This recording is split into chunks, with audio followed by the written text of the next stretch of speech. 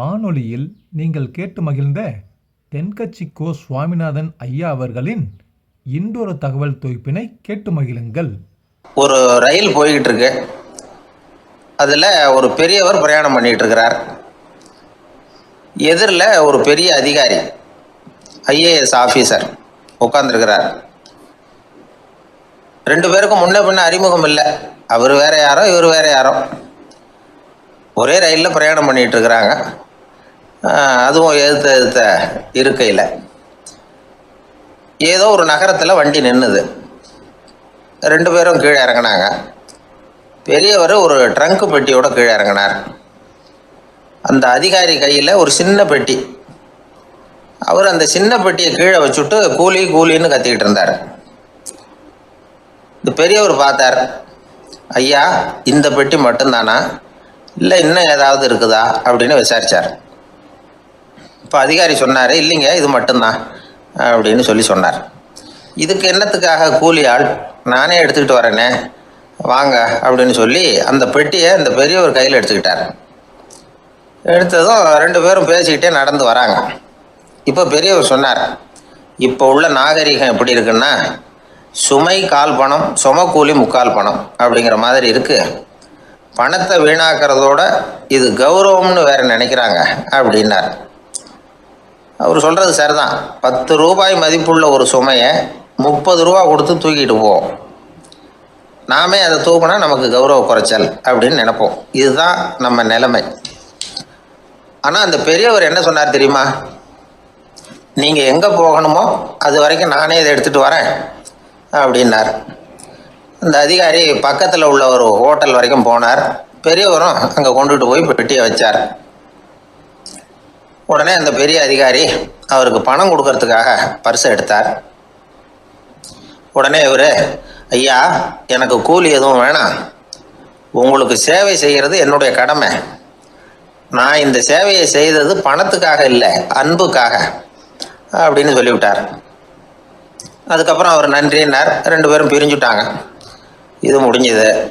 அன்னைக்கு சாயந்தரம் அங்கே ஒரு பெரிய கூட்டம் நடக்குது. இந்த அதிகாரியும் அந்த கூட்டத்துக்கு போகிறார். மக்கள் கூட்டம் ரொம்ப அதிகம். அதனால் இந்த அதிகாரியும் ஒரு ஓரமாக உட்காந்துக்கிட்டார்.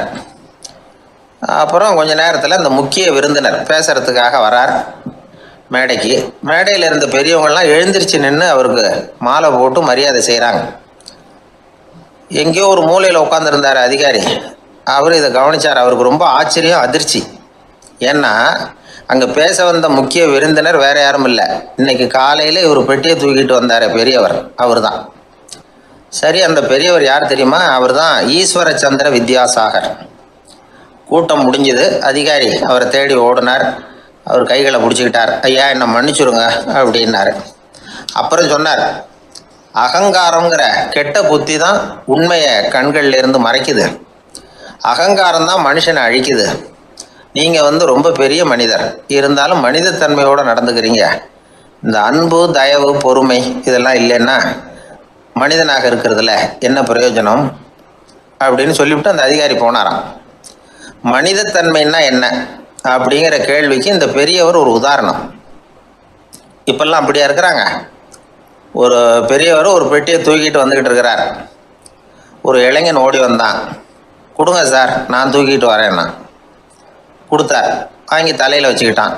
அப்புறம் சொன்னான், அடுத்தவங்க சிரமப்படக்கூடாதுங்கிறது என்னுடைய கொள்கை அப்படின்னா. அது நல்லது தான்னார் அவர். கடைசியில் பெட்டியை கொடுத்தான். வாங்கிக்கிட்டு பர்ஸை திறந்தார் பணம் கொடுக்கறதுக்காக. வேணாங்க அப்படின்னு விட்டான் அந்த இளைஞன். ஏன்னார், நான் சொன்னேன் அடுத்தவங்க சிரமப்படக்கூடாதுங்கிறது என்னுடைய கொள்கைன்னு. அதனால் உங்களுக்கு சிரமம் கொடுக்கக்கூடாதுங்கிறதுக்காக வரும்பொழுது நானே உங்கள் பர்ஸை எடுத்து வேணுங்கிற பணத்தை எடுத்துக்கிட்டு திருப்பி உங்கள் பாக்கெட்லேயே போட்டுட்டேன் அப்படின்னா. இப்படி இருக்குது இந்த காலம்.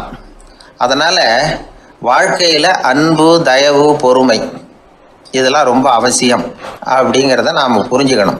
ஒருத்தரை பார்த்து உன்னுடைய நண்பர்கள் யார் அப்படின்னு ஒரு கேள்வி கேட்டு பாருங்க. கொஞ்சம் யோசித்து பதில் சொல்லுவாங்க. அவங்கக்கிட்டேயே உன்னுடைய எதிரிகள் யார் அப்படின்னு கேளுங்க, கடகடன்னு ஒப்பிச்சிருவாங்க. நம்ம மனசு இருக்க அது எப்படின்னா, நம்ம நண்பர்களை விட எதிரிகளை அது நல்லா ஞாபகத்தில் வச்சுக்கும். இது ஒரு ஆச்சரியமான உண்மை. உங்களால் நண்பர்களை மறந்துட முடியும், ஆனால் எதிரிகளை மறந்துட முடியாது. இது ஒரு வேடிக்கையான நிலைமை தான். அழகான தருணங்களை நாம் ஏன் மறந்துடுறோம்? இது இயற்கை. ஏன்னா நம்ம மனசு மலர்களை கவனிக்கிறதில்ல, அதில் இருக்கிற முள்ளை தான் கவனிக்குது. தன்னை காயப்படுத்துகிற எதையும் அது உடனே கண்டுகொள்ளுது. ஒரு தெளிந்த சிந்தனையுடைய மனசு மிக அழகாக உள்ள எல்லாத்தையும் கவனிக்கும். அது நன்றியுடன் உணரக்கூடிய எல்லாத்தையும் பார்த்து குறிச்சிக்கும். இப்படிப்பட்டவங்க வாழ்க்கை இயல்பாகவே நல்லா அமையும். அது ரொம்ப அபூர்வம். மனசில் உள்ள ஒரு சிறிய அமைப்பை மாற்றுவதை பொறுத்து தான் இந்த விஷயம் அப்படிங்கிறார் ஓஷோ. ஒரு யூத கோவில் இருந்து தான், அது யூதர்களின் மடமாகவும் இருந்தது. அங்கே ஒரு தலைமை குரு, அவர் ரொம்ப கண்டிப்பானவர். அந்த கோவிலை ஒட்டி ஒரு தோட்டம். ஒரு நாள் காலையில் அந்த தோட்டத்தில் 2 இளம் யூதர்கள் நடந்து போய்கிட்டு இருக்கிறாங்க. காலையில் 1 மணி நேரம், மாலையில் 1 மணி நேரம் அவங்க அந்த தோட்டத்தில் நடக்கிறதுக்கு அனுமதி உண்டு. மற்ற நேரங்களில் அவங்க மத புத்தகங்களை படிக்கணும், பிற விதிமுறைகளை கடைபிடிக்கணும். அந்த 2 பேருமே தொடர்ந்து புகைப்பிடிக்கிற பழக்கம் உள்ளவங்க. ஆனால் கோவில் மடத்தில் இருக்கிறப்போ அவங்க புகைப்பிடிக்க முடியாது, அது கடுமையான குற்றம். சரி, நாம் தோட்டத்தில் இருக்கிறப்போவாவது புகைப்பிடிக்கலாமா அப்படின்னு ஒரு ஆசை அவங்க 2 பேருக்குமே. இருந்தாலும் பயம். இப்படி கேட்டால் மத குரு என்ன சொல்லுவாரோ அல்லது என்ன செய்வாரோங்கிற பயம். இப்படியே கொஞ்ச நாள் ஆச்சு. ஒரு நாள் அந்த 2 பேரில் ஒருத்தன் ரொம்ப கலங்கி போய் அந்த கோவிலிருந்து வெளியில் வந்துக்கிட்டு இருந்தான். வந்தவன் நேராக தோட்டத்து பக்கம் போனான். அங்கே இன்னொருத்தன் ஆனந்தமாக புகை பிடிச்சிக்கிட்டு இருக்கிறான். அதை பார்த்து தான் இவனுக்கு அதிர்ச்சி. அட கடவுளே, என்ன இது, நீ கேட்காமலே ஆரம்பிச்சிட்டியா அப்படின்னா. இல்லை இல்லை, நான் கேட்டுவிட்டு தான் ஆரம்பிச்சிருக்கேன்னா அவன். அப்படியா, என்ன மனுஷன் இவர், நானும் தான் கேட்டேன், என்ன கண்ணாபுண்ணான்னு திட்டிவிட்டார். இது என்ன கோவிலா இல்லை நரகமா? உனக்கு புகை பிடிக்கணும்னு ஆசையாக இருந்தால் நரகத்துக்கு போகணும்னு சொல்லிவிட்டார். அது சரி, உன்னை மட்டும் எப்படி அனுமதிச்சார் அப்படின்னு கேட்டான் இவன். அவன் சிரிச்சுக்கிட்டே, நீ எப்படி கேட்ட சொல்லு அப்படின்னா. நாம் இந்த தோட்டத்துக்கு வர அனுமதிக்கப்பட்டிருக்கிறதே ஜபத்துக்காகத்தானே, அதனால் நான் ஜபம் சொல்லும் பொழுது புகை பிடிக்கலாமா அப்படின்னு கேட்டேன். அதுக்கு தான் அவர் சத்தம் போட்டு என்னை அடிக்கவே வந்துட்டார் அப்படின்னா இவன். நீ ஒரு மாதிரியாக கேட்டிருக்க, நான் வேறு மாதிரியாக கேட்டிருக்கிறேன். ஜெபம் சொல்லும்போது புகை பிடிக்கலாமான்னு நீ கேட்டிருக்க. ஐயா, புகை பிடிக்கும் பொழுது ஜபிக்கலாமா அப்படின்னு நான் கேட்டேன். அதில் தப்பு ஒன்றும் இல்லை அப்படின்னு பதில் சொல்லிட்டார் அப்படின்னா. ஒரு சிறிய மாற்றம்தான் அது மிகப்பெரிய மாறுதலை ஏற்படுத்தி விட்டது. மனசு நல்ல விதமாக சிந்திக்க ஆரம்பிச்சுட்டுதுன்னா மகிழ்ச்சிக்கு பஞ்சம் இல்லை. ஒரு கஞ்சன் ஆற்றுல விழுந்துட்டான், வெள்ளத்தில் தத்தடிச்சுக்கிட்டு இருக்கிறான். கரையில் நின்ன ஒருத்தர், உன் கையை கொண்டா இப்படி பிடிச்சி இழுத்து கரையில் சேர்த்து விடுறேன்னார். எதையும் கொடுத்து பழக்கம் இல்லாத அவன் கையையும் கொடுக்க மாட்டேன்னுட்டான். இவர் பார்த்தார், உன் கையை கொடுன்னு சொல்கிறதுக்கு பதிலாக நான் என் கையை கொடுக்குறேன் பிடிச்சிக்கோ அப்படின்னார். அவன் கப்புன்னு பிடிச்சிக்கிட்டான், இழுத்து கரையில் போட்டார். ஒரு ஊரில் ஒரு ஆள் இருந்தான். அவன் ஒரு நாள் கோயிலுக்கு போனான். கடவுள்கிட்ட வேண்டிக்கிட்டான், எனக்கு ஒரு 1 லட்சம் ரூபா நீ கொடுத்தா நான் உன் சன்னதியில் ஒரு தேங்காய் உடைக்கிறேன் அப்படின்னு வேண்டிக்கிட்டான். கடவுள் பார்த்தார். உடனே அவன் கண் முன்னாடி தோன்றினார். இந்தா நீ கேட்ட 1 லட்சம் ரூபாய் அப்படின்னு சொல்லி அவன் கையில் பணத்தை கொடுத்துட்டு மறைஞ்சிட்டார். இவனால் நம்பவே முடியல. இவ்வளவு சுலபமாக கிடைக்கும்னு தெரிஞ்சிருந்தா அனாவசியமாக ஒரு தேங்காய் உடைக்கிறேன்னு வேண்டியிருக்க வேண்டியது இல்லையே அப்படின்னு நினச்சான். இருந்தாலும் வேண்டுதலை நிறைவேற்ற வேண்டியது கடமை. அதுக்காக என்ன பண்ணா, பக்கத்தில் ஒரு கடைக்கு போனான். ஒரு தேங்காயை கையில் எடுத்தான். இது என்ன விலைன்னு கேட்டான். 5 ரூபான்னார் கடையில் இருந்தவர். அதிகமாக இருக்குதே விலைன்னா. அப்படின்னா ஒன்று செய்யுங்க, அடுத்த ஊருக்கு போங்க, அங்கே தென்னந்தோப்பு அதிகம், அதனால் அங்கே இதை விட குறைஞ்ச விலைக்கு கிடைக்கும் அப்படின்னார். சரின்னு அடுத்த ஊருக்கு கிளம்புனான். அங்கே போய் விசாரித்தான். ஒரு தேங்காய் 3 ரூபாய் விலைன்னாங்க. இதுவும் அதிகமாக தெரியுதேன்னா. அப்படின்னா ஒன்று செய்ய, அதோ அந்த ஆற்று ஓரமாக ஒரு தென்னை மரம் இருக்கு பார், அதில் நீயே ஏறி பறிச்சுக்கோ, ஒரு தேங்காய்க்கு 1 ரூபா கொடுத்தா போதும் அப்படின்னார் அந்த தோப்புக்கு சொந்தக்காரரு. இவனுக்கு மரம் ஏற தெரியாது, இருந்தாலும் ஆசை யார விட்டுது, விலை சல்லிசா இருக்குதே. ஆற்று ஓரம் போனால் தட்டு தடுமாறி அந்த மரத்தில் ஏறினா அந்த தென்னை மரம் வளைஞ்சி ஆற்று பக்கம் போய் அப்புறம் நிமிர்ந்து இருந்தது. அதாவது மரத்தின் உச்சி சரியாக ஆற்றுக்கு நடுவில் இருந்தது. ஆற்றுல வெள்ளம் கரை புரண்டு ஓடிக்கிட்டு இருக்கு. இவன் கடவுள் கொடுத்த 1,00,000 ரூபாயை மடியில் வச்சு இறுக்கி கட்டிக்கிட்டான். உச்சிக்கு போய் காய் பறிக்கிற சமயத்தில் காற்று மழையும் பலமாக கலந்து அடிக்க ஆரம்பிச்சுட்டுது. கால் வழுக்கி விட்டுட்டுது. இவன் சடார்னு ஒரு தென்னை மட்டையை பிடிச்சிக்கிட்டு தொங்க ஆரம்பிச்சிட்டான். கீழே பயங்கரமான வெள்ளம். மடியில் 1,00,000 ரூபா பணம். என்ன செய்யறதுன்னு தவிக்கிறான். இந்த சமயம் கரையில் ஒரு யானைப்பாகன் யானையை குளிப்பாட்டிக்கிட்டு இருக்கிறான். அது அவன் கண்ணில் பட்டுது. ஐயா ஒரு உதவின்னு கத்துனான். அவன் என்ன செய்யணும்னு கேட்டான். உன் யானையை மெதுவாக இங்கே அழைச்சிட்டு வா, எனக்கு நேராக கீழே நிறுத்து, என் காலை பிடிச்சி மெதுவாக கீழே இறக்கி விட்டுரு, என் மடியில் இருக்கிற பணத்தில் உனக்கு 10,000 ரூபா தரேன் அப்படின்னா. அவன் பார்த்தான். காலை கையை பிடிச்சா கூட எவனும் இந்த காலத்தில் 10 ரூபாய்க்கு மேலே தரமாட்டேங்கிறான். இவன் காலை பிடிச்சா 10,000 தர்றேங்கிறான் அப்படின்னு யோசனை பண்ணான். உடனே யானையை கொண்டுட்டு போனான். அவனுக்கு நேராக கீழே நிறுத்தினான். அவன் காலை பிடிச்சான். அவ்வளவுதான். அந்த நேரம் பார்த்து யானை மெதுவாக நடந்து அப்பால போட்டுது. இப்போ யானைப்பாகன் அவன் காலை கெட்டியாக பிடிச்சிக்கிட்டு தூங்குறான். பரிதாபமா மேலே பார்க்குறான். அவன் மட்டையை பிடிச்சிட்டு தூங்குறான். இப்போ யானைப்பாகன் சொல்கிறான், தம்பி மட்டையை விட்டுறாத, கெட்டியாக பிடிச்சிக்கோ, நான் உனக்கு 10,000 ரூபா தரேன், இதோ மடியில் தான் வச்சுருக்கேன்னா. மேலே தொங்குறவனுக்கு இந்த நிலைமையிலேயும் ஒரு சந்தோஷம், மேற்கொண்டு ஒரு 10,000 ரூபா நமக்கு கிடைக்கும் போல இருக்கே அப்படின்னு. இந்த சமயத்தில் ஒருத்தன் ஒட்டகத்தை ஓட்டிகிட்டு வந்தான் அந்த பக்கமாக குளிப்பாட்டுறதுக்கு. யானைப்பாகன் பார்த்துட்டான். ஐயா ஒட்டகக்காரரே, அதை இங்கே கொண்டுட்டு வா, எங்கள் காலை பிடிச்சி பத்திரமா இறக்கி விடு, நாங்கள் பணம் கொடுக்குறோம்னா. அவனும் பணத்துக்கு ஆசைப்பட்டு வந்தான். அவன் காலை பிடிக்கிற சமயம் ஒட்டகமும் நழுவி போட்டுது. இப்போ 3 பேருமே வரிசையாக தொங்குறாங்க. ஒட்டகக்காரன் கத்துறான், தம்பி மட்டையை விட்டுறாத, கெட்டியாக பிடிச்சிக்கோ, நான் என் மடியில் இருக்கிற 5,000 உனக்கு தந்துடுறேன்னா. மேலே தொங்குறவனுக்கு இன்னமும் சந்தோஷம், இவனும் பணம் தர்றேங்கிறான் அப்படின்னா இன்னைக்கு நமக்கு மொத்த பண வரவு எவ்வளவு அப்படின்னு ஒவ்வொன்றா கூட்டி பார்க்க ஆரம்பிச்சான். மனக்கணக்கு சரியா வரல. அதனால அப்படியே விரல விட்டு எண்ண ஆரம்பிச்சான். அவ்வளவுதான். மட்டையை விட்டுட்டு கை நழுவி வந்துட்டுது. 3 பேரும் பொத்துன்னு ஆத்துல விழுந்தாங்க. படாத பாடுபட்டு தட்டு தடுமாறி கரைக்கு வந்து சேர்ந்தாங்க. 3 பேர் மடியில் இருந்த பணமும் ஆத்தோட போட்டுது. பேராசை பெருநஷ்டம் அப்படின்னு ஒரு பழமொழி இருக்குல்ல, அதை விளக்கறதுக்காக சொல்லப்பட்ட கதை இது. ஒரு ஊர்ல ஒரு ராஜா இருந்தார். அவர் அடிக்கடி காட்டுக்கு வேட்டையாட போவார். சில நண்பர்களையும் கூட அழைச்சிக்கிட்டு போவார். காட்டுக்கு போனதும் ஆளுக்கு ஒரு பக்கமாக போய் வேட்டையாடுவாங்க. சாயந்தரமாக திரும்பி வருவாங்க. மறுநாள் அரண்மனையில் உட்காந்து ஒவ்வொருத்தரும் அவங்க அனுபவங்களை எல்லாம் சொல்லிக்குவாங்க. அவங்க வீரத்துக்கு தகுந்த மாதிரி பரிசை அந்த ராஜா கொடுப்பார். இது மாதிரி ஒரு தடவை எல்லாரும் வேட்டைக்கு போயிட்டு திரும்பி வந்ததும் உட்காந்து பேச ஆரம்பிச்சிருக்கிறாங்க.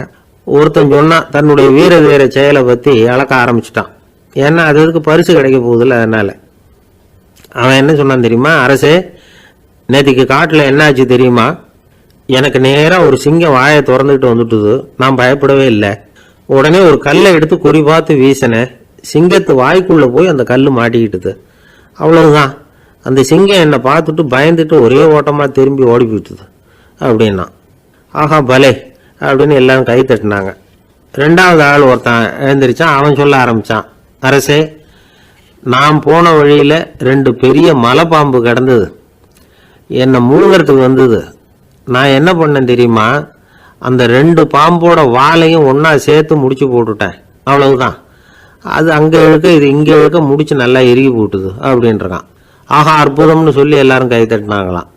அடுத்தபடியாக 3வது ஆள் ஒருத்தன் வந்தான். அவன் சொல்ல ஆரம்பித்தான், மன்னா, நான் போன பாதையில் குறுக்க ஒரு ஆறு, அதில் இறங்கி குளித்தேன். யாரோ காலை பிடிச்சி இழுக்கிறது மாதிரி இருந்தது. திரும்பி பார்த்தா ஒரு பெரிய முதலை. நான் உடனே அப்படியே ஒரு துள்ளல் துள்ளி அது முழுகில் போய் உக்காந்துக்கிட்டேன். அதை அப்படியே கரைக்கு நீந்த வச்சேன். கரைக்கு வந்து சேர்ந்ததும் அப்படியே ஒரே துள்ளி குதித்து கரைக்கு வந்துட்டேன் அப்படின்றான். அவன் தன்னுடைய வீரத்தை அப்படி சொல்லியிருக்கான். அடடா எப்பேற்பட்ட வீரம் அப்படின்னு எல்லாரும் கை தட்டினாங்களாம். 4வது ஆள் எழுந்திரிச்சான். மன்னா, நான் போன இடத்துல ஒரு கரடி வந்து என்னை துரத்த ஆரம்பிச்சுட்டுது. நான் ஒரு மலை உச்சிக்கு வந்துட்டேன். அதுக்கப்புறம் ஒரு அடி எடுத்து வச்சாலும் அதில் பாதாளத்தில் விழ வேண்டியது தான். அந்த நேரம் பார்த்து ஒரு பெரிய ராட்சச கழுகு அந்த பக்கமாக பறந்து வந்தது. நான் உடனே அப்படியே உயர எழும்பி அந்த கழுகோட காலை பிடிச்சிக்கிட்டேன். அப்படியே தொங்கிக்கிட்டே வந்தேன். ஒரு நல்ல இடம் வந்ததும் தொப்புன்னு கீழே குதிச்சு நடந்து வந்துட்டேன்னா. இதுக்கும் எல்லாரும் கை தட்டுறாங்க. கடைசியாக ஒரு ஆள் எழுந்திரிச்சான். அரசே, நான் வந்து போன வழியில் ஒரு பெரிய யானை குறுக்க வந்தது. பயங்கரமாக சத்தம் போட்டுக்கிட்டே வந்தது. நான் பயந்து ஓடலை. உடனே என்ன பண்ணேன் தெரியுமா? அந்த யானையோட வாலை பிடிச்சி தூக்கினேன். தலைக்கு மேலே தூக்கி கரன்னு சுற்றினேன். வேகமாக சுற்றி வீசி எறிஞ்சேன், அவ்வளவுதான். அதே ஸ்பீடில் அந்த யானை மேலே போக ஆரம்பிச்சுட்டுது. இன்னும் கூட அது போய்கிட்டே தான் இருக்குது, கீழே விழவே இல்லைன்னா. இதை கேட்டதும் ராஜாவுக்கு கோபம் வந்துட்டுது. என்ன முட்டாள்னு நினச்சிக்கிட்டு பேசுறியா? யானையை நீ வாழை பிடிச்சி தூக்குன, அதை நான் நம்பணுமா அப்படின்னார். உடனே இவன் பணிவாக பதில் சொன்னான். அரசே, ஒரு சிங்கத்து வாயில கல் மாட்டிக்கிட்டதை நம்புறீங்க, மலைப்பாம்பு வாழை பிடிச்சி முடிச்சு போட்டதை நம்புறீங்க, முதல்ல முதுகில் சவாரி பண்ணதையும் நம்புறீங்க, கழுகு காலை பிடிச்சிக்கிட்டு பறக்கிறதையும் நம்புறீங்க. அப்படி நம்புறப்ப நான் சொன்னதை மட்டும் நம்பக்கூடாதா அப்படின்னு கேட்டானான். பொய் சொன்னவங்கெல்லாம் தலையை தொங்க போட்டுக்கிட்டாங்களாம். ராஜா அவங்கள பார்த்து சொன்னாராம், நீங்கள் எல்லாரும் என்னை முட்டாளாக்கி இருக்கிறீங்க. கடைசியாக பேசின இவன் தான் எனக்கு உண்மை எது பொய் எதுங்கிறத புரிய வச்சிருக்கிறான். இவன் தான் உண்மையான தைரியசாலி அப்படின்னு சொல்லி அவனுக்கே பரிசையெல்லாம் கொடுத்து பாராட்டினாராம். இப்படி ஒரு கதை. உண்மையை நிலைநாட்டுகிறவன் தான் உண்மையான வீரன் அப்படிங்கிறத இதிலிருந்து நாம் புரிஞ்சுக்கணும். இந்த காலத்துல எல்லாம் பொய் சொன்னாதான் பிழைக்க முடியுங்கிறது ஒரு சில பேரோட நம்பிக்கை. ஒரு அப்பாவுக்கு தன் மகனுக்கு பொய் சொல்ல தெரியலையேங்கிற கவலை. பொய் சொன்னாதான் இந்த உலகத்தில் பிழைக்கலாம், ஆனால் இவனுக்கு அது தெரியலையே, அதனால் இவனை அழைச்சிட்டு போய் நடுக்கடலில் விட்டுட்டு வந்துடுவோம் அப்படின்னு அழைச்சிட்டு புறப்பட்டான். கடற்கரைக்கு போனான். மகனுக்கு சந்தேகம், எங்கேப்பா என்னை அழைச்சிட்டு போகிறேன்னு கேட்டிருக்கான். கடலில் மீன் பிடிக்க கற்றுக் கொடுக்க போகிறேன் உனக்கு அப்படின்னானா. நான் ஏற்கனவே மீன் பிடிச்சிட்டேனேன்னானா இவன் மகன். எங்கே அதுன்னு கேட்டிருக்கான் அப்பங்காரன். சுட்டு சாப்பிட்டுட்டேன்னு இருக்கான் புள்ள. அப்பங்காரன் பார்த்தான், சரி நம்ம புள்ள பொழைச்சிக்கோ அப்படின்னு சொல்லி திருப்பி அழைச்சிட்டு வந்துட்டானா. இணை புரியாத 2 நண்பர்கள் இருந்தாங்களாம். 2 பேரும் விடாமல் சிகரெட்டு குடிக்கிறவங்க. அதில் ஒருத்தன் செத்து போட்டான். இன்னொருத்தன் அதுக்கப்புறம் 2 சிகரெட்டாக குடிக்க ஆரம்பித்தானா. ஏன் இப்படி பண்ணுறேன்னு கேட்டிருக்காங்க. நான் ஒரு சிகரெட்டு தான் குடிக்கிறேன், செத்து போன என்னுடைய ஃப்ரெண்டு இருக்கானே செத்து போனவன், அவனுக்காக இன்னொரு சிகரெட்டு குடிக்கிறேன் அப்படின்னு நானா. இது ரொம்ப ஆபத்து, விட்டுடு அப்படின்னு சொல்லியிருக்காங்க. சரின்னு ஒத்துக்கிட்டான். ஆனால் அதுக்கப்புறமும் ஒரு சிகரெட் வீதமாக குடிச்சிக்கிட்டே இருந்தான். சிகரெட்டு பழக்கத்தை நீ இன்னும் விடலையான்னு கேட்டாங்களாம். அந்த பழக்கத்தை நான் எப்போ விட்டுட்டேன், இப்போ நான் குடிக்கிறது என் ஃப்ரெண்டுக்காக அப்படின்னு நானா. இவங்கெல்லாம் எப்படி திருந்துறது? பந்திக்கு முந்தர ஆசாமிகள் நம்மள பல பேர் உண்டு. அப்படி முந்தறதுக்கு கூட முயற்சி பண்ணுறவங்க நிறைய பேர் இருக்கிறாங்க. இதில் என்ன ஒரு விஷயம்னா, பந்திக்கு முந்துறது கூட தப்பு இல்லை. ஆனால் அப்படி ஒரு விருந்தில் ஆளாக போய் உட்காந்து சாப்பிட்டா கூட வெளியில் வர்றப்ப என்ன பெரிய விருந்து வச்சுட்டான், சாம்பாரில் உப்பு இல்லை, ரசத்தில் காரம் இல்லை அப்படின்னு குறை சொல்லிகிட்டே வர்றது இருக்கு பாருங்க, அது சரியில்லை, நாகரிகமும் இல்லை. கல்யாண பத்திரிகையில் என்ன போட்டிருக்குது, என் பொண்ணுக்கும் இன்னார் பையனுக்கும் கல்யாணம், எல்லாரும் குடும்பத்தோடு வந்திருந்து மணமக்கள் ஆசீர்வதிக்கணும், இப்படி தானே போட்டிருக்கோம். குடும்பத்தோடு விருந்து சாப்பிட்டு சாப்பாடு எப்படி இருக்குன்னு அபிப்பிராயம் சொல்லிவிட்டு போங்க அப்படின்னா போட்டிருக்கு கல்யாண பத்திரிகையில். ஒருத்தர் வீட்டு விசேஷத்துக்கு போயிருக்கோம்னா எவ்வளவோ அசௌகரியங்கள் நமக்கு ஏற்படலாம். ஏராளமான கூட்டம் வந்திருக்கும். எல்லாரையும் அவங்க தனித்தனியாக கவனிச்சிக்கிட்டு இருக்க முடியாது. நாம் தான் அனுசரித்து நடந்துக்கணும். நாமளாக போய் வாழ்த்த வேண்டியவங்களை வாழ்த்தி விட்டு சேரணும். அதை விட்டுட்டு பத்திரிக்கை கொடுத்தானேன்னு போனேன், கவனிப்பே சரியில்லை அப்படின்னு புலம்பிக்கிட்டு இருக்கக்கூடாது. ஒரு விருந்துக்கு போனால் அங்கே எப்படி நடந்துக்கணும் அப்படிங்கிறத பற்றி கூட அனுபவசாலிகள் சில விவரங்கள்லாம் சொல்லியிருக்கிறாங்க. இந்த காலத்தில் கல்யாணம், பிறந்த நாள், அது இதுன்னு நிறைய விருந்துகள் நடக்குது. அதெல்லாம் எதுக்காக? மனித உறவுகளை வளர்த்துக்கிறதுக்காக தான், வேற எதுக்கு? ஒரு விருந்துக்கு போனால் அமைதியாக பொறுமையாக போய் உட்காரணும். அடித்து பிடிச்சிக்கிட்டு இடத்த பிடிக்க போகிறேன் அப்படின்னு நிற்கக்கூடாது. முதல் பந்தி நடந்துக்கிட்டு இருந்தால் அது முடிஞ்சு இலை எடுத்து சுத்தம் பண்ணதுக்கு அப்புறம் போய் உட்கார்றது தான் நாகரீகம். இலை எடுக்கிறதுக்கு முன்னாடியே அங்கே போய் உட்காந்தா நல்லா இருக்காது. நீங்கள் சாப்பிட்டுட்டு உட்காந்துருக்கீங்களா, சாப்பிட்றதுக்கு உட்காந்துருக்கீங்களா, பார்க்குறவங்களுக்கு சந்தேகம் வந்துடும். அதே மாதிரி இலையில எல்லா ஐட்டமும் பரிமாறினதுக்கு அப்புறம் சாப்பிட ஆரம்பிக்கணும். ஒவ்வொரு ஐட்டமாக வைக்க நாம் பாட்டுக்கு எடுத்து உள்ளே தள்ளிகிட்டே இருந்தோம்னா எதை வச்சோம் எதை வைக்கலன்னு பரிமாறினவரே குழம்பி போயிடுவார். ஏன்னா எப்போ பார்த்தாலும் இலை காலியாகவே இருக்கும். சாப்பிட்றப்போ உங்கள் சாப்பாட்டையே நீங்கள் கவனிக்கணும். அடுத்தவங்க இலையில என்ன இருக்குது, பக்கத்தில் இருக்கிறவர் எதை அதிகமாக சாப்பிட்றார், இதெல்லாம் நமக்கு என்னத்துக்கு? எல்லாரும் சாப்பிட்டு முடிக்கிற வரைக்கும் பொறுமையாக இருக்கிறது தான் நல்லது. நீங்கள் மட்டும் திடீர்னு பாதியில் எழுந்திரிச்சு பக்கத்தில் இருக்கிறவங்களுக்கு சங்கடமாக இருக்குமேங்கிறதெல்லாம் யோசிக்காமல் நீங்கள் பாட்டு எழுந்திரிச்சு போகக்கூடாது. பக்கத்தில் உள்ளவங்க உங்களை எழுந்திரிக்க சொன்னால் எழுந்திரிச்சு போகலாம். விருந்துகளில் சாப்பாட்டை வீணாக்கிறதே ஒரு நாகரிகமாக போட்டுது. இந்த காலத்தில் சாப்பாட்டுக்கே கஷ்டப்பட்டுக்கிட்டு பல பேர் இந்த உலகத்தில் இருக்கிறப்போ சாப்பாட்டை வீணாக்குறது எவ்வளோ பெரிய மோசங்கிறத நினச்சி பார்க்கணும். வேணுங்கிற அளவுக்கு கேட்டு வாங்கி சாப்பிட்றது தான் முறை. விருந்தில் இந்த பஃபே அப்படின்னு சொல்லி ஒரு முறை சொல்கிறாங்கல்ல, அதாவது உணவு வகைகளையெல்லாம் பொதுவாக ஒரு இடத்துல வச்சுடுறது, நமக்கு தேவையானதை நாமே எடுத்து ஒரு தட்டில் போட்டுக்கிட்டு சாப்பிட வேண்டியது. இதில் கூட சில பேர் தேவைக்கு அதிகமாக எடுத்து போட்டுக்கிட்டு வீணாக்குறாங்க. சில சமயம் கடைசியாக சாப்பிட போகிறவங்களுக்கு எல்லா ஐட்டமும் கிடைக்காம போகலாம். அதை போய் பெருசு பண்ணிகிட்டு இருக்கக்கூடாது. என்ன சார், இந்த அளவுக்கு கூடவா நாகரிகம் தெரியாமல் இருக்கிறோம், இதை போய் பெருசாக சொல்ல வந்துட்டீங்களே அப்படின்னு நினைக்கலாம். ஒருத்தர் 2 பேருக்கு இந்த விவரம் தேவைப்படலாம். அவங்க காதலையும் இது விழட்டுமேங்கிறதுக்காக தான் இது. ஒரு பெரிய கல்யாண விருந்து நடந்துக்கிட்டு இருந்தது. விருந்து மண்டபத்து வாசலில் ஒருத்தர் நின்றுக்கிட்டு வர்றவங்களையெல்லாம் ரொம்ப மரியாதையாக வணங்கி உள்ளே அனுப்பி வச்சுக்கிட்டு இருந்தார். எப்படி தெரியுமா? வர்றவங்க கையெல்லாம் பிடிச்சி முத்தம் கொடுத்து அதுக்கப்புறம் உள்ளே அனுப்பி வச்சுக்கிட்டு இருந்தாராம். கூட்டம்லாம் முடிஞ்சதுக்கப்புறம் அவர்கிட்ட போய் கேட்டிருக்கிறாங்க, சார் நானும் எவ்வளவோ விருந்துகளுக்கு போயிருக்கிறேன், இருந்தாலும் இவ்வளவு மரியாதையாக வர்றவங்க கைக்கெல்லாம் முத்தம் கொடுத்து வரவேற்கிறத இங்கே தான் பார்க்குறேன் அப்படின்னு சொன்னாங்க. அதுக்கு அவர் சொன்னார், அட போங்க சார், நான் முத்தம் கொடுக்கல, முந்தின பந்திக்கு சாப்பிட்டவங்களே அடுத்த பந்திக்கும் வர்றாங்களான்னு மோந்து பார்த்து அனுப்பி வச்சுக்கிட்டு இருந்தேன் அப்படின்னார். ஒரு குரு, இளம் சீடர்கள் எதிரில் உட்காந்துருக்கிறாங்க. குரு பாடம் நடத்திக்கிட்டு இருக்கிறார். சீடர்களுக்கு ஒரு ஆசை, அதாவது ஒரு முக்கியமான மந்திரத்தை நம்ம குருநாதர்கிட்ட இருந்து கற்றுக்கணும் அப்படிங்கிறது அவங்க ஆசை. அது என்ன மந்திரம்னா, இறந்தவரை உயிர்ப்பிக்கக்கூடிய புனித மந்திரம், அதாவது செத்தவங்களுக்கு மீண்டும் உயிர் உண்டாக்குகிற மந்திரம். குருவே, தயவு பண்ணி அந்த மந்திரத்தை எங்களுக்கு உபதேசிக்கணும் அப்படின்னு கேட்டாங்க. அது ரொம்ப ஆபத்தானது, அது என்னத்துக்கு உங்களுக்கு வேண்டாமேன்னாராம் குரு. எங்களுடைய நம்பிக்கை உறுதிப்படுறதுக்காகத்தான் கேட்குறோம், வேற ஒன்றும் இல்லை அப்படின்னாங்களாம் சீடர்கள். பக்குவப்படாத அறிவுங்கிறது ரொம்ப ஆபத்தானது அப்படின்னாராம் குரு. இது சீடர்களுக்கு புரியல. அது எப்படிங்க பக்குவப்படாத அறிவு ஆபத்தானதுன்னு சொல்கிறீங்க, அப்படின்னா என்ன அப்படின்னு கேட்டிருக்காங்க சீடர்கள். குரு அதுக்கு விளக்கம் கொடுத்தாராம். அந்த மந்திரத்தை எப்போ பயன்படுத்தணுங்கிறது முக்கியம். அதை அறியக்கூடிய ஞானம் ஏற்படுகிற வரைக்கும் அதை தெரிஞ்சுக்காமல் இருக்கிறது தான் நல்லது, இல்லைன்னா ஆபத்துன்னாராம்.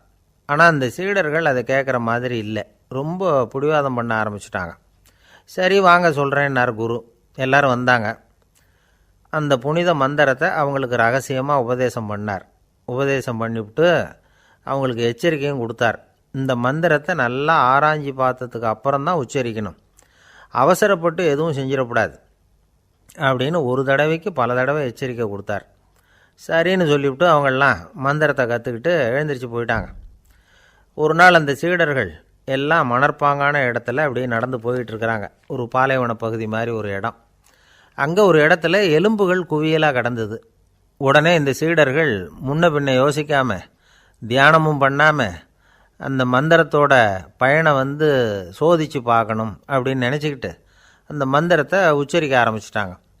அவ்வளோதான். உடனே என்னாச்சு தெரியுமா? அந்த எலும்புகள் எல்லாம் ஓநாய்களாக மாறி அவங்கள துரத்த ஆரம்பிச்சுட்டுது. சீடர்கள் எல்லாம் தலைதெறிக்கி ஓட ஆரம்பிச்சிட்டாங்க. ஓநாய்களும் விடலை, அவங்கள துரத்தி பிடிச்சி கடித்து கொதற ஆரம்பிச்சுட்டுது. அப்போ தான் அந்த சீடர்களுக்கு குரு சொன்ன அறிவுரையோட அர்த்தம் புரிஞ்சுது. பக்குவப்படாத அறிவு ஆபத்தானது அப்படிங்கிறது. அதனால் இதிலேருந்து நாம் தெரிஞ்சுக்க வேண்டியது என்னென்னா, நாம் நம்ம அறிவை வளர்த்துக்கிட்டால் மட்டும் போதாது, அந்த அறிவை எப்போ எப்படி பயன்படுத்தணும் அப்படிங்கிற பக்குவமும் நமக்கு வரணும். அப்போ தான் வாழ்க்கை நல்லபடியாக அமையும், இல்லைன்னா இடைஞ்சல் தான். இந்த காலத்தில் சில சின்ன பிள்ளைங்களுக்கே அறிவு ரொம்ப பக்குவப்பட்டிருக்குங்கிறத உணர முடியுது. ஒரு சின்ன பையன் பள்ளிக்கூடத்தில் மார்க் லிஸ்ட்டு கொடுத்தாங்க, வாங்கிக்கிட்டு அவசரமாக வீட்டுக்கு ஓடினான். எதிரில் வந்த ஒருத்தர் கேட்டார், என்ன அவசரம், ஏன் இப்படி வேகமாக ஓடுறேன்னார். எங்கள் அம்மாக்கிட்ட அடி வாங்கணும், அதுக்காக தான் ஓடுறேன்னா. அடி வாங்கிறதுக்காக இவ்வளவு அவசரம்னார் அவர். அப்படி இல்லைங்க, நான் போகிறதுக்குள்ளே எங்கள் அப்பா வீட்டுக்கு வந்துட்டாருன்னா அவர்கிட்ட அடி வாங்க வேண்டியிருக்கும், அதை அவாய்ட் பண்ணுறதுக்காக இப்படி ஓடுறேன் அப்படின்னு நானான் அந்த பையன். ஒரு ரயில் வேகமாக போயிட்டுருக்கு. அது ஒரு ரயில்வே ஸ்டேஷனில் கொஞ்சம் நேரம் நின்றுது. அப்போது அதில் ஒரு ஆள் ஏறினார். தலையில் ஒரு மூட்டையை வச்சுருந்தார். மூட்டையை தலையில் சுமந்துக்கிட்டே உள்ளே வந்தார். மூட்டையை தலையில் சுமந்துக்கிட்டே ஒரு இடத்துல உட்காந்தார். ரயில் மறுபடியும் புறப்பட்டுது. இவர் தன் தலையில் இருந்த மூட்டையை கீழே இறக்கி வைக்கணும்ல, வைக்கல, சுமந்துக்கிட்டே வரார். எதிரில் உட்காந்துருந்தவர் கேட்டார், ஏங்க ஏன் இப்படியே உட்காந்துருக்குறீங்க தலையில் மூட்டையை வச்சுக்கிட்டு, மூட்டையை கீழே இறக்கி வைக்கலாமே அப்படின்னார். வேணாங்க, பாவம், தலையில் இருக்கிற மூட்டையை இறக்கி ரயிலில் வச்சா ரயிலுக்கு பாரம் அதிகமாக இருக்கும் அப்படின்னார் அவர். இப்படி ஒரு ஆளை பார்த்தா நமக்கு சிரிப்பு தான் வரும். ஏன்னா ரயிலுங்கிறது அந்த மூட்டையையும் சேர்த்து சுமந்துக்கிட்டு தான் போகுது. அவன் அந்த மூட்டையை தலையில் வச்சுருந்தாலும் ஒன்று தான், தரையில் வச்சுருந்தாலும் ஒன்று தான். அதனால் ரயிலுக்கு எந்த மாற்றமும் ஏற்பட போகிறதில்ல. அதே மாதிரி தான் நம்ம மனமும். இதுவும் ஒரு தேவையில்லாத சுமை, அனாவசியமாக சுமந்துக்கிட்டு இருக்கிறோம். இதை கீழே இறக்கி வச்சுட்டா வாழ்க்கை பிரயாணம் சுகமாக இருக்கும். ரயில் பிரயாணம் பண்ணுற அந்த ஆள் மூட்டையை சுமக்கிறான், வாழ்க்கை பிரயாணம் பண்ணுற நாம மனசை சுமக்கிறோம். இது ரெண்டுக்கும் எந்த வித்தியாசமும் இல்லை. மனசை கீழே இறக்கி வச்சுட்டா பாரம் இல்லாமல் வாழலாம், பறவைகள் மாதிரி பறக்கலாம், குழந்தைகள் மாதிரி கள்ளங்கபடம் இல்லாமல் வாழலாம். இந்த வெளி உலகத்தில் நாம் நிலை பெற்று இருக்கணும், வேரூன்றி இருக்கணும். அதே சமயம் நம்முடைய உள்வெளியில் ஆன்மீக வாழ்க்கையில் பாரம் இல்லாமல் இருக்கணும். அப்போ பறக்கணும், நதியை போல் ஓடணும், மிதக்கணும். பயணம் சுகமாக இருக்கும், களைப்பு தெரியாது, கவலை தெரியாது. ஒரு சீடன் போதி தர்மரை நாடி வந்தான். குருவே, நீங்கள் என்ன வெறுமையாக இருக்க சொன்னீங்க, நான் இப்போ மறுபடியும் வெறுமையானவன் ஆகிட்டேன், அதனால் இப்போ என்ன செய்ய சொல்கிறீங்க என்ன அப்படின்னு சொல்லி நின்னான். உடனே அந்த குரு பக்கத்தில் இருந்த ஒரு குச்சியை எடுத்து அவன் தலையில் அடித்து, போய் அந்த வெற்றுத்தன்மையையும் வீசி எறிந்து விட்டு வா அப்படின்னார். நான் இப்போ காலியாக இருக்கிறேன்னு ஒருத்தன் சொல்கிறான்னு வச்சுங்க, அது உண்மை இல்லை. ஏன்னா இன்னமும் அதில் நான்கிற எண்ணம் இருக்குது. எந்த சிந்தனையும் இல்லாமல் இருக்கிறது கடினம்தான். ஆனாலும் மனிதன் அதில் உள்ள நுட்பத்தை புரிஞ்சுக்கிட்டான்னா இவ்வளவு தூரம் தூக்கி சுமந்துக்கிட்டு வந்த அந்த மனதின் முட்டாள்தனத்தை அவனே பார்த்துட்டு சிரிப்பான். இதுதான் பெரியவங்க சொல்லியிருக்கிற ஆலோசனை. நம்மால் ஒருத்தன் தலையில் ஒரு பெரிய மூங்கில் கூடையோடு ரயிலில் உட்காந்தான். கூடை தலையில் இருந்தது, கீழே இறக்கி வைக்கல. எதிரில் இருந்தவர் கேட்டார், ஏங்க எதுக்காக அதை அனாவசியமாக சுமந்துக்கிட்டே இருக்கீங்க, கீழே இறக்கி வைங்களேன்னார். இல்லைங்க, நான் வீட்டை விட்டு புறப்படும் பொழுதே என் பையன் சொல்லிவிட்டான், கூடையை தலையை விட்டு இறக்கக்கூடாதுன்னு அப்படின்னார். அவன் சின்ன பையன், விவரம் இல்லாமல் சொல்லியிருப்பான். இப்போ என்ன நேரில் வந்தால் பார்த்துக்கிட்டு இருக்கிறான், நீங்கள் இறக்கி வைங்கன்னார் அவர். அவன் நேரில் பார்த்துக்கிட்டு இல்லை, இருந்தாலும் நான் இந்த கூடையை கீழே இறக்கி வச்சா அது அவனுக்கு தெரிஞ்சிடும் அப்படின்னாரு இவர். அது எப்படின்னார் அவர். அவன் தனக்கு டிக்கெட் வாங்க வேணாம்னு சொல்லி இப்போ இந்த கூடைக்குள்ளே தான் உட்காந்துருக்கிறான் அப்படின்னார் இவர். ஒரு பெரிய தத்துவ சிந்தனையாளர் இருந்தார், சுவாங்சு அப்படின்னு பேர். அவருடைய மனைவி ஒரு நாள் திடீர்னு காலமாயிட்டாங்க. ஐயோ பாவம், அவர் ரொம்ப வருத்தப்படுவார், போய் ஆறுதலாக 4 வார்த்தை பேசிவிட்டு வரலாம் அப்படின்னு நினச்சிக்கிட்டு நிறைய பேர் அவரை தேடிட்டு வந்தாங்களாம். வந்தவங்களுக்கு ஆச்சரியம், ஏன்னா இவர் வருத்தப்பட்டுக்கிட்டு இருப்பார் அப்படின்னு தானே எதிர்பார்த்தாங்க. அப்படி இல்லை, தாளம் போட்டுக்கிட்டு உட்காந்துருக்கிறார். தாளத்துக்கு தகுந்த மாதிரி பாட்டு வேறு பாடிக்கிட்டு இருக்கிறார். என்ன மனுஷன் அவர், கொஞ்சம் கூட கவலை இல்லாமல் இப்படி இருக்கிறாரு அப்படின்னு நினச்சாங்க.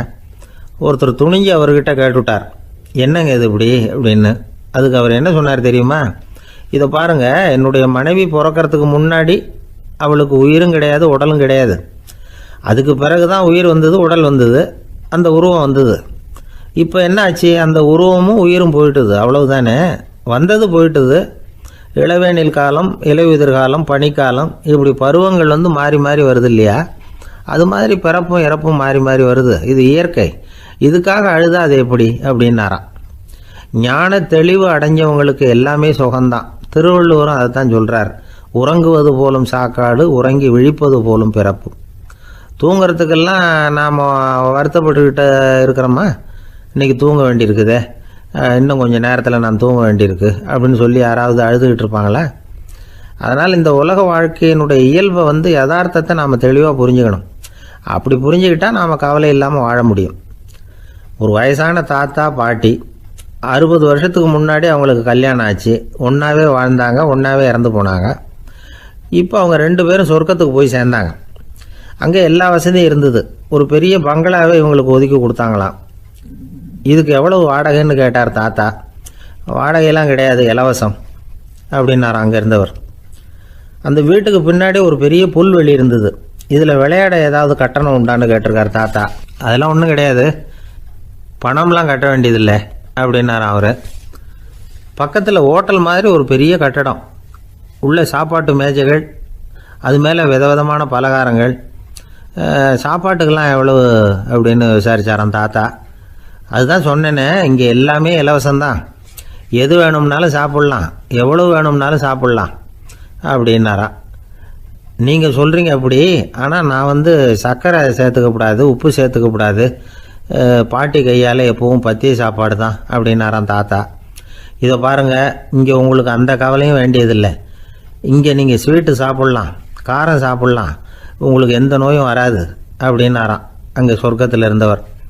இதை கேட்ட உடனே அந்த தாத்தா பக்கத்தில் நின்ன பாட்டியை பார்த்து கத்தினாராம், அடி பாவி, எல்லாத்தையும் கெடுத்துட்டியே, நீ எனக்கு பத்திய சாப்பாடு போடாமல் கண்டதை திங்க விட்டுருந்தா 10 வருஷத்துக்கு முன்னாடியே நான் இங்கே சேர்ந்துருப்பேனே அப்படின்னாராம்.